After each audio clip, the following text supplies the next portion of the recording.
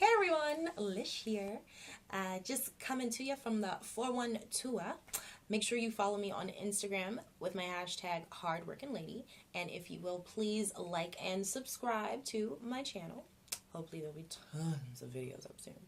But I do want to talk to you briefly about something that has occurred in my career 3 times.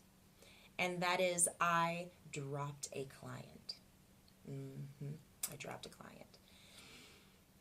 I never drop a client who has not seen progress. That's not really something that I do. I will work with someone. I'm a very patient type of coach. That being said, the people that I have dropped, even though they've seen progress, that's where I find maybe this working relationship isn't going to hack it. That being said, I wanted to reach out and give some information to clients and coaches alike. If you're going through this, then I want to share what I know. So, the first thing about dropping clients on the coach aspect of it, you have to protect yourself. You have to protect, one, your liability, and you also have to protect your mental health. I don't think people realize that people who motivate others for a living are incredibly invested mentally into what they do.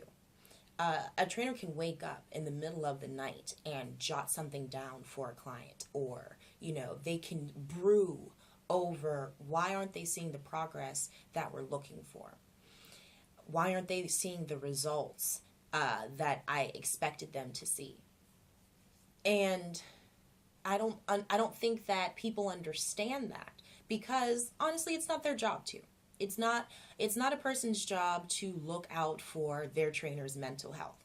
That being said, coaches have to take that into their own hands. They have to protect themselves. So if you have a client that is stressing you out, tell them it's time to go. And that's no more harmful than saying, than leaving like an abusive relationship. That's essentially what it is. It's not something that the client should take personal. They will.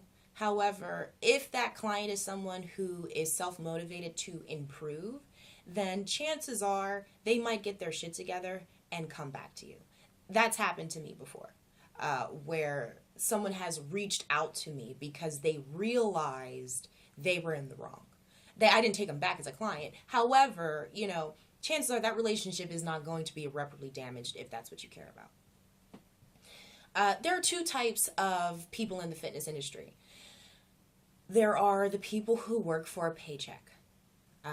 They started out with lots and lots of great intentions, or maybe it was about their body, and they found they had to look and people were asking them for help. So people who are about the paycheck, who are about the income, that's who clients you drop are going to find. And that's why they're there. There are other people in the industry who are about their brand. These are people who are going to own gyms one day. These are people who chances are going to be on TV. These are people who are ambitious. These are people who coach college football teams and professional football teams. These are martial arts instructors. These are MMA coaches. These are people that are very skilled in what they do. That being said, they don't put up with crap. They don't put up with anything. And clients need to be aware of that. You need to know what kind of trainer you're setting yourself up for. If you see a trainer that is chiseled, that seems to be very motivated, that people are after to work with, that you don't hear a bad thing about what they do, if you're not 100% ready to commit to everything that person says to do, don't seek them out. Don't waste their time. That's not fair. That's not fair. You have to consider the time and investment it goes into this. And in particular, you have to consider that you're not the only client. A lot of trainers, good ones, will make you feel like that. they will make you feel. I try to be very much invested in my clients. I try to touch base as much as I can, remembering very small details so that we can have conversation. That's a very good trainer, because I'm going to make you feel like the time you paid for is you. This is all you. All day I do, sleep, breathe, you. Yay, yay, yay, yay, yay. Okay? Great trainer. Otherwise, you're just going to get someone who's flirting with you. And that's not a really good relationship. That's or it might be if that's what you're looking for, but people who, one, have multiple clients, they are working very hard for you, regardless of what you think is going on. They're working very hard for you. So it's imperative that you're respectful of their time. That's 100% what it is. Do not seek out a trainer who is very intense in their craft if you're not ready to commit, because it's not fair to you and it's not fair to others that they're working with. The trainer is going to immediately assess. It's as simple as watching someone do a plank, knowing whether or not they committed to a regimen that you've given them. A trainer knows. Clients think, they think that they can talk their way into that, but the body doesn't lie. We're trained to read the body. So if you're not ready to commit, do not seek out very intense trainers. That's number one. Well, I don't know. I don't know if I'm counting, whatever. Another issue would be clients who try to train their trainer. If there is at any time that you doubt the capability of the person you're paying to train you, you just need to seek other training. That's just it. The people who are in the professional world, it is 100% okay to ask to see their credentials. And then if they provide them to you, it's time to shut up. That's just what it is. If you're noticing something is going on that is causing a detriment to you, then it's time to move on. That's 100% fine. However, if you look up your trainer's credentials and it checks out, we're not stupid. A trainer's not going to put in more effort unless they see the effort that they need getting back. That being said, what we have to go through in order to be certified, in order to maintain certifications, for instance, for me, I'm certified through the American College of Sports Medicine. In order to maintain the certification that I have to keep up with 45 continuing education credits. In particular, one continuing education credit is $349, not one, but 6, but it's in this certain realm, like a woman's health realm. It's 6 credits. It costs $349, and I have to log in 30 hours in order to get that credit.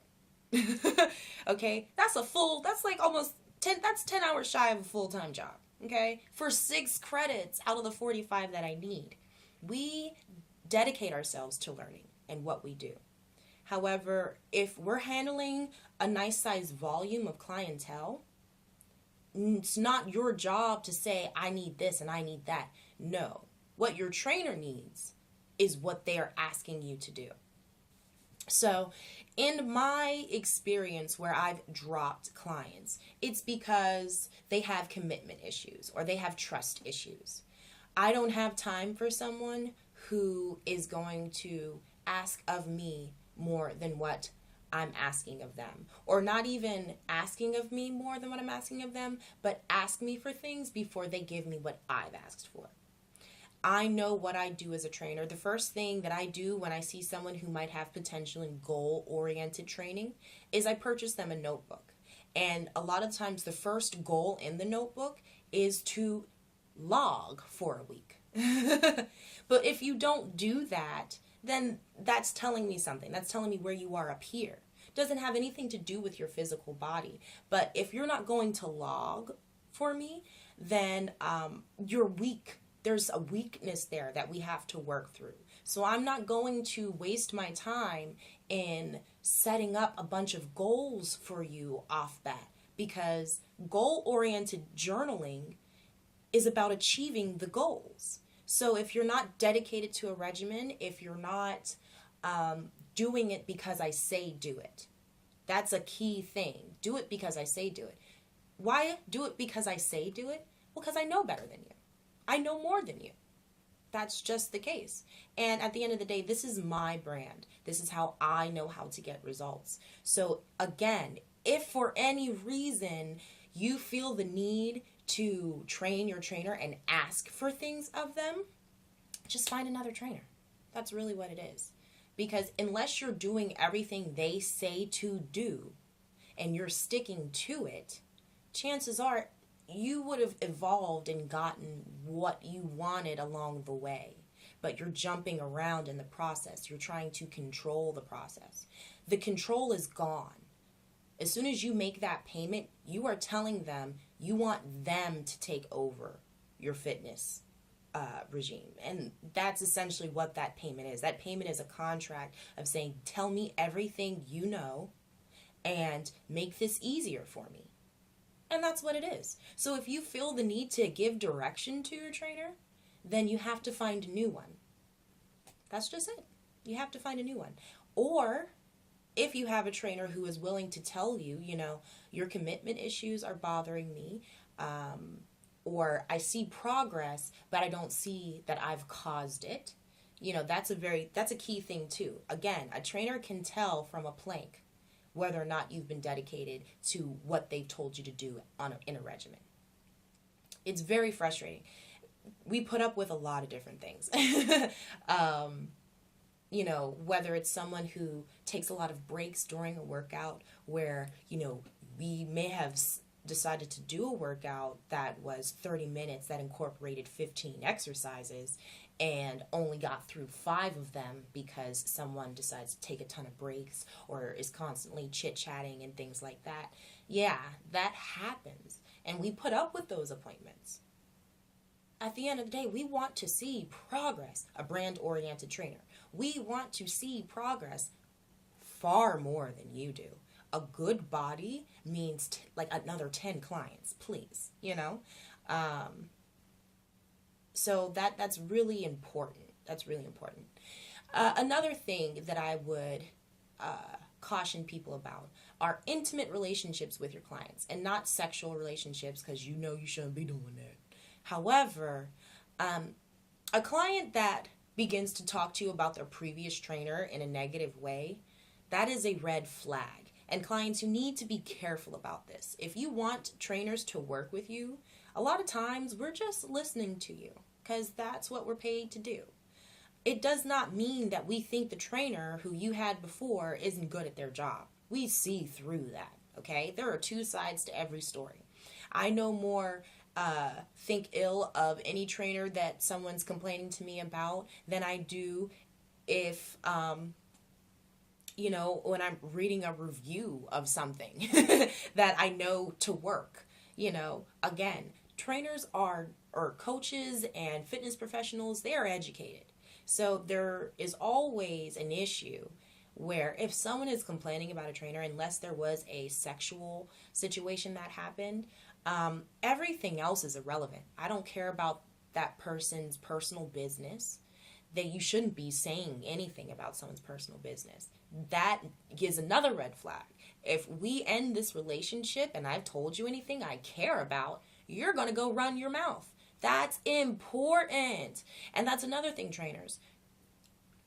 Don't give up too much information. You have to keep very professional, even if it is about like, you know, I need the money. I need this person to pay me and like, shit, my lights is out. No, it's not even that serious. And unfortunately, you know, we live in a society where people want a whole bunch of backstory. They want to feel like they know you.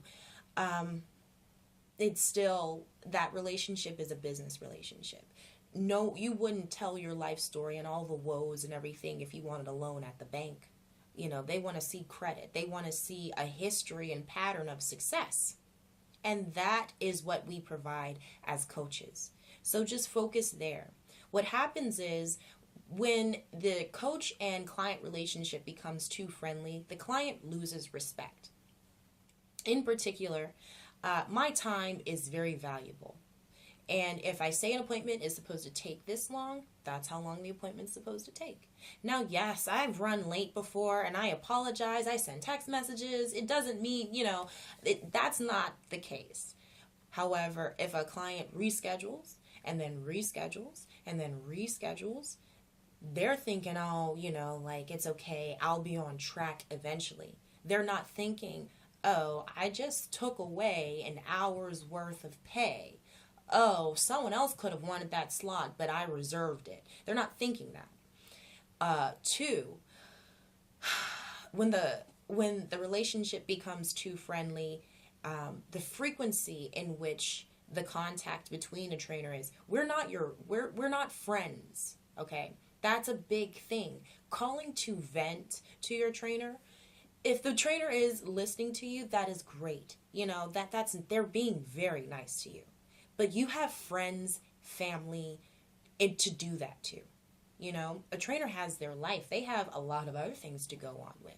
Venting to a trainer is not something you should be doing. That's you're blurring the line. And then on the coaching aspect of it, when you do let your client do that, that means your sessions take longer because of chit chat. Chit chat is just murderous on time, and they don't really realize it.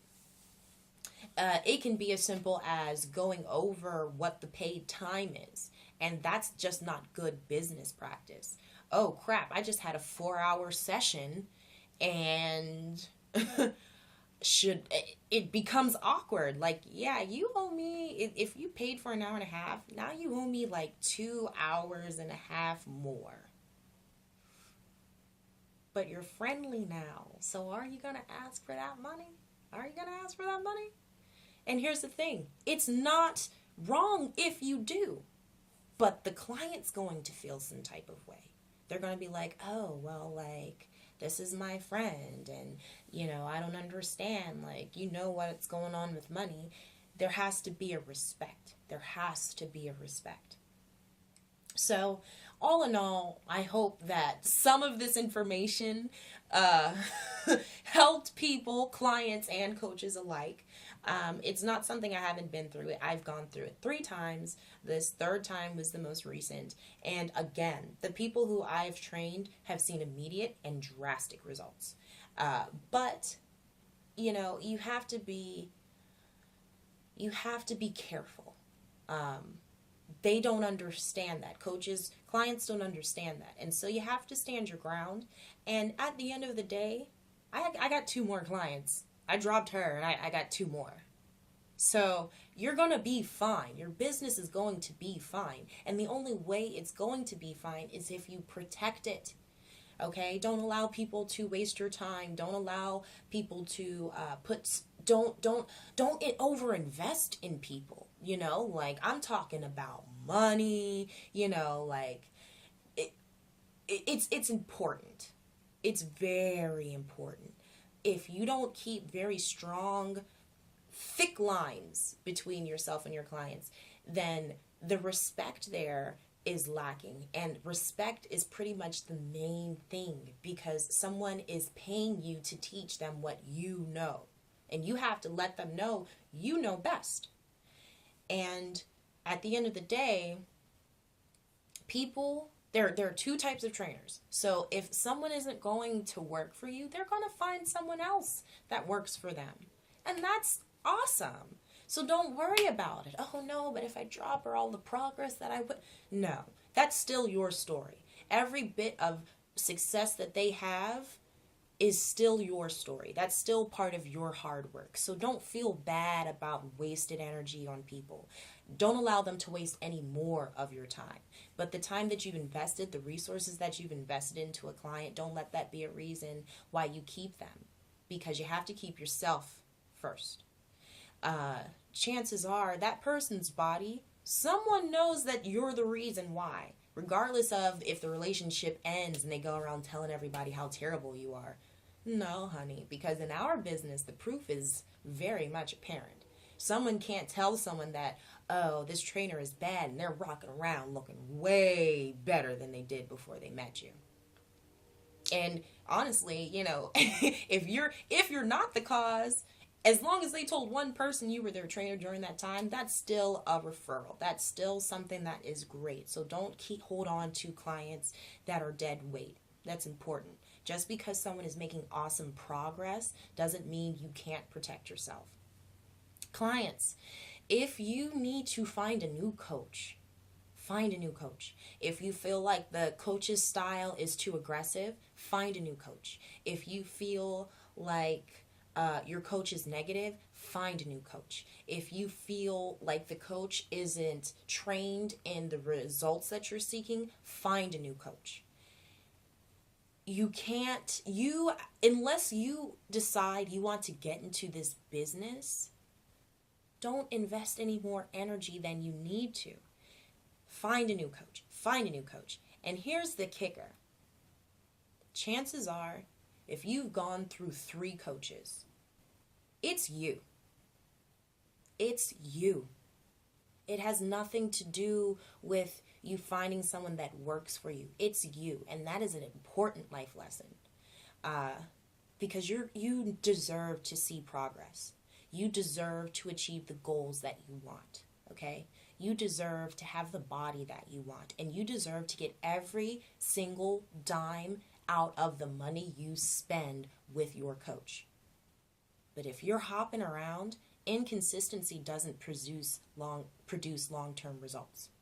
It doesn't. If you're hopping around, it's you. You have to seek out what it is that you can't find a coach.